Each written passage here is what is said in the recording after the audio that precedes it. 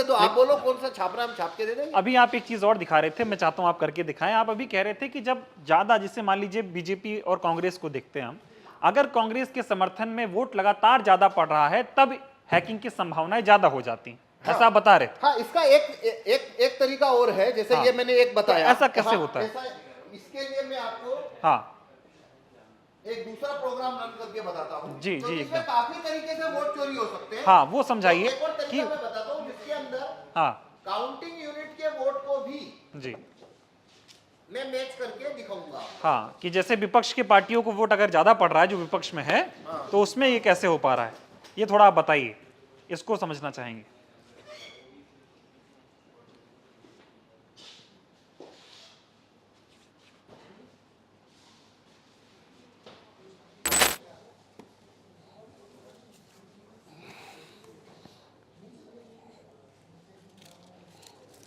देखिए, अब यहां पे मैं आपको काउंटिंग यूनिट के साथ कागज के वोटों की, इलेक्ट्रॉनिक वोटों को कागज के वोटों से मैच करके दिखाऊंगा।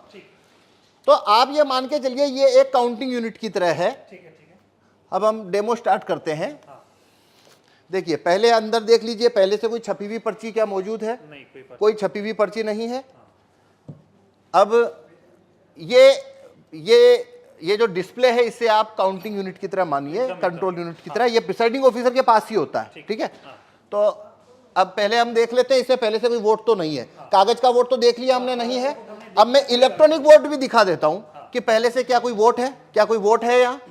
टोटल वोट 0, एप्पल 0, बनाना 0, वाटरमेलन 0। ओके, अब हम वोट शुरू करेंगे।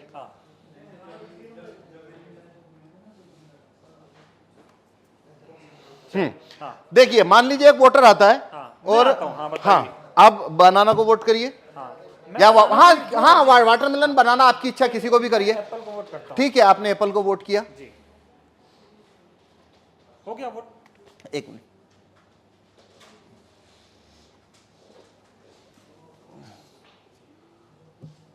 बटन दबा, ठीक से दबा पाया आपने हाँ, एक बार फिर से दबाइए।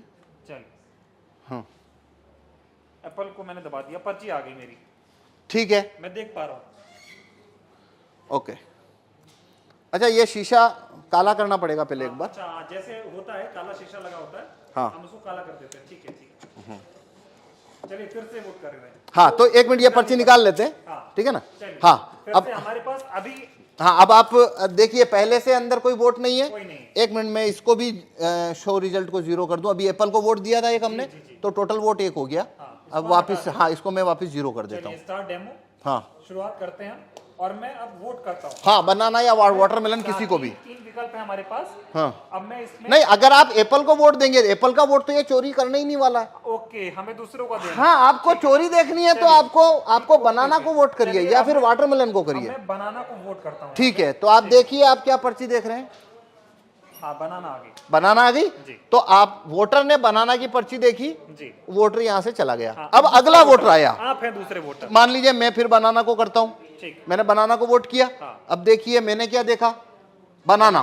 तो मैं भी खुश हो गया। खुश हो गया मतलब सेटिस्फाई हो गया। मैं चला गया।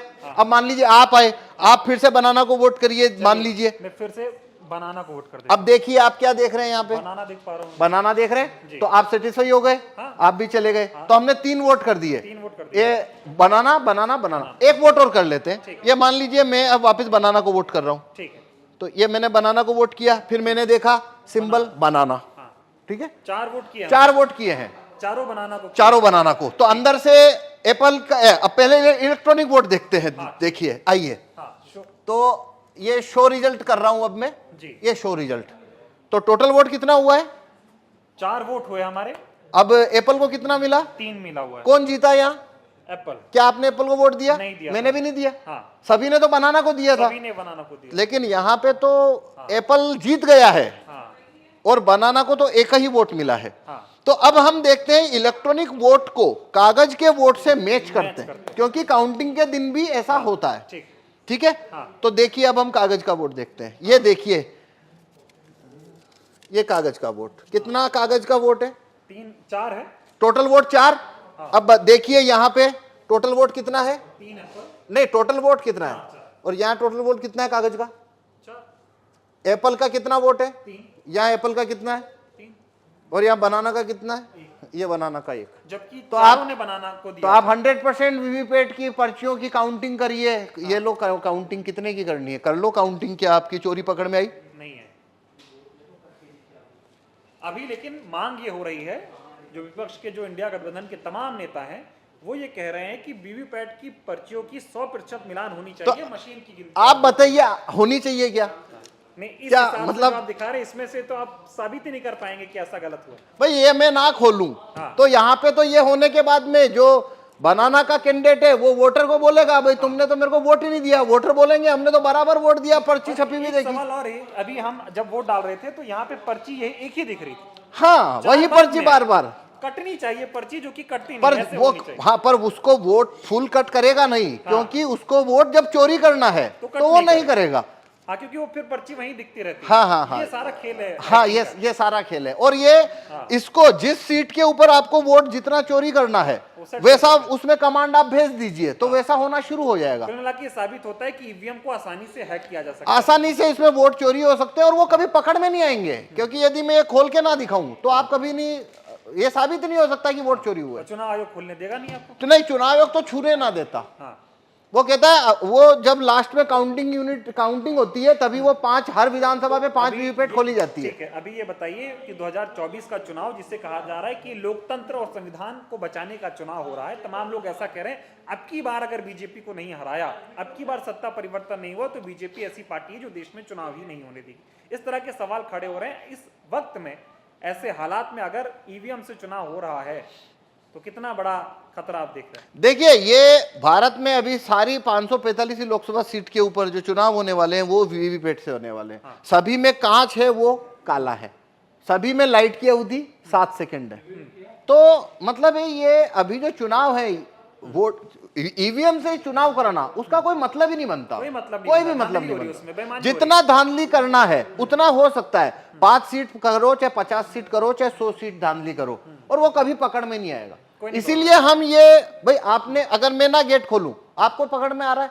नहीं आ रहा, किसी को आ नहीं सकता। मतलब सारा खेल इसी काले शीशे का है, ये जो हाँ लगा हुआ है। हाँ, तो इसलिए हम कह रहे हैं कि देखिए भारत के अंदर सिटीजन के पास कोई ज्यादा राइट्स तो है नहीं। वोट वापसी के कानून, राइट टू रिकॉल भारत के लोगों के पास नहीं है, जूरी में आने की पावर नहीं है और रेफरेंडम पावर, भारत में रेफरेंडम का पावर नहीं है। एक ही सिर्फ सिटीजन के हाथ में केवल एक ही लाठी है मताधिकार, और वो है वोट देने का कानून। बस इतना सही तो है, न तो वोट वापस लेने का कानून है, न जूरी में आने का कानून है, ये सब तो है नहीं। अब वो एक ही तो कानून है जो सिटीजन की तरफ है और उसको भी ईवीएम ने उसको भी मतलब डाउटफुल कर दिया। अब तो देखिए ये एक अलग बात है, वो तो एक लेबल होता है लोकतंत्र खतरे में है।